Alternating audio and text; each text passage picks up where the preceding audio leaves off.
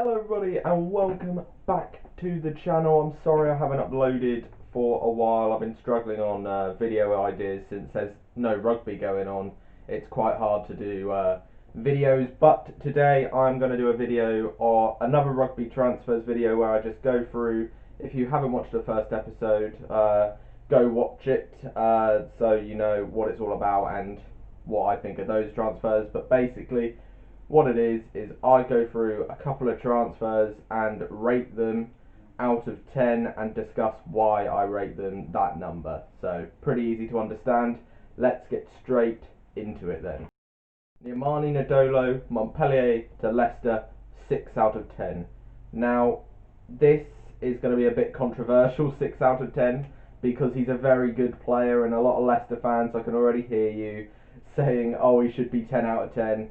Yes, there is somewhat you can make him a higher rating, 9 out of 10 maybe, but I don't know.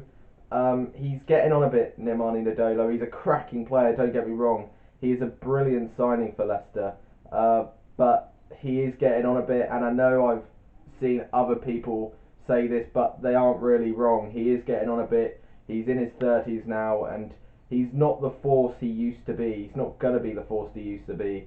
And moving from Montpellier to Leicester is a big difference. Moving from French rugby to the Premiership, it is a big difference. And whether he should be able to get used to it straight away. He's a cracking player, so he'd probably be used to it straight away. But it's whether he'll be able to get going. I mean, as I said, he's getting on a bit now, and whether he'll be able to get going in the Prem and gain momentum. If he does, he will be lethal, but I fear that if he doesn't gain momentum, he might just be a bit of a disappointment at Leicester. But he is a very good player, don't get me wrong, that's why he's a 6 out of 10 for me. But there's just that little part of me which feels that he is getting on, and who knows, but I will happily be shocked because I love Nadolo and I love how he plays, so I'll be happily be shocked. But yeah, 6 out of 10 for Nadolo's move to Leicester. RG Snyman, Honda Heat to Munster, 8 out of 10. Now this is a cracking signing for Munster. What a signing this is to get a World Cup winner on their teams, and he's a cracking player as well, RG Snyman. He was brilliant in the World Cup. He wasn't the starting lock, but he made an impact when he came on the pitch as a substitute.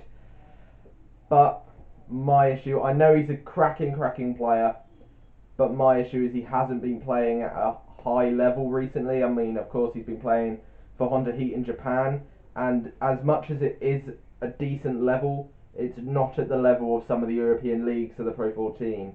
And yes, he played brilliantly in the World Cup, but it's just that little part of me. The reason why he's 8 out of 10 is because he's moving from a team which, of course, isn't going to be as good as Munster.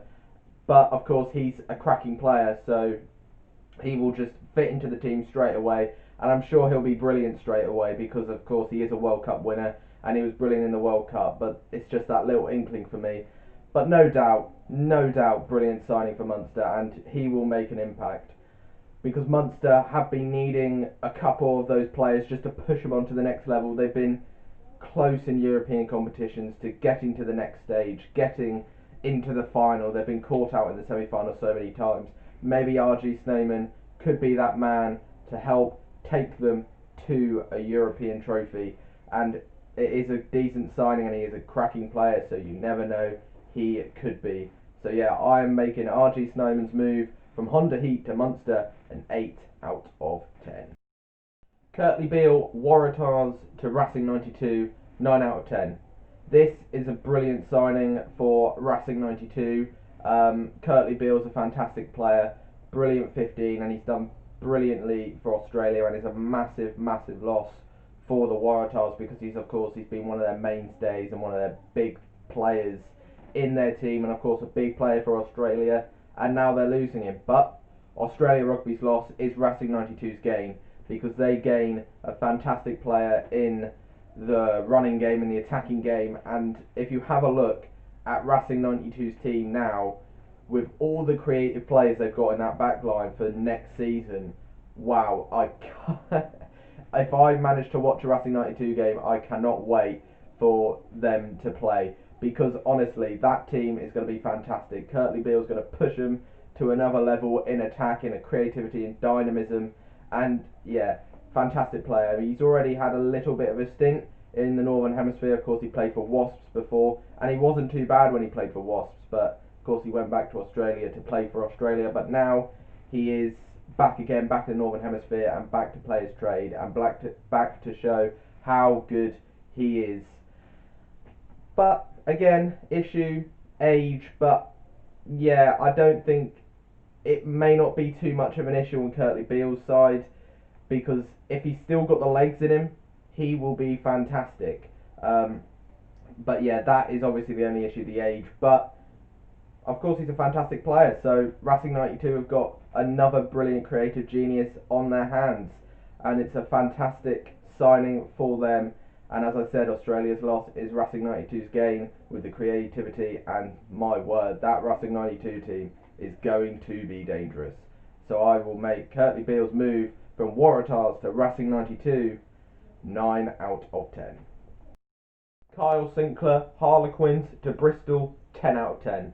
Now this one is going to be my 10 out of 10 for this video. Well, I can't wait to watch this because Kyle Sinckler is on his way to Bristol, and my word, Bristol are starting to build one heck of a team, aren't they? They are going to look good next season, and Kyle Sinckler's only adding to the brilliance that they've got already and the brilliance they're adding as well. And the reason why I've made this a 10 out of 10 is for one plain reason, really. One being that he's a brilliant player, not only as a prop in the scrum, brilliant scrummager, but also in the loose. He is a fantastic player in the loose. He's got slight hands, he's a big runner, he's a bulldozer as well, and he's devastating in the ruck. He's an all-round player. That is the main reason. Also, though, he is in his prime, and he's starting to come into his own in his prime. So Bristol getting a prime Kyle Sinckler in what is probably the best form of his career is fantastic for them. And Bristol are showing so much at the moment in terms of what they want to gain. Of course, they are building and building and building, and they are building one hell of a team. Probably the golden age of Bristol Rugby, this will be. And as I said, they are building a fantastic team. Kyle Sinckler's only going to add to that. But with Kyle Sinckler, they get a player that can do many things. Pass, scrummage, brilliant in the ruck, and he can run as well. Fantastic player. This is my 10 out of 10 for this video. Kyle Sinckler moving from Harlequins to Bristol. I am giving a 10 out of 10. So, thank you everybody for watching this video. Put down in the comments down below whether you agree, disagree with my ratings. I don't mind. If you disagree, put down in the comments what your reasonings are and what your ratings would be for the 4 transfers that I picked today. I'm hoping to get more videos out, of course, more regularly, so keep up to date with that. Follow my Instagram and my Twitter, where I just post usual stuff. I'm doing votes at the moment on my Instagram on the Lions team, so if you want to go have a vote on that, at the moment the fly half vote is up if you want to go vote on that. The links will be in the description down below and in the bio on my YouTube page. So yeah, thank you all for watching. I hope you are staying safe. I hope you're all well as well with all this that is going on at the moment. So yeah, stay safe. I hope you're well. Thanks for watching. I'll see you in a bit.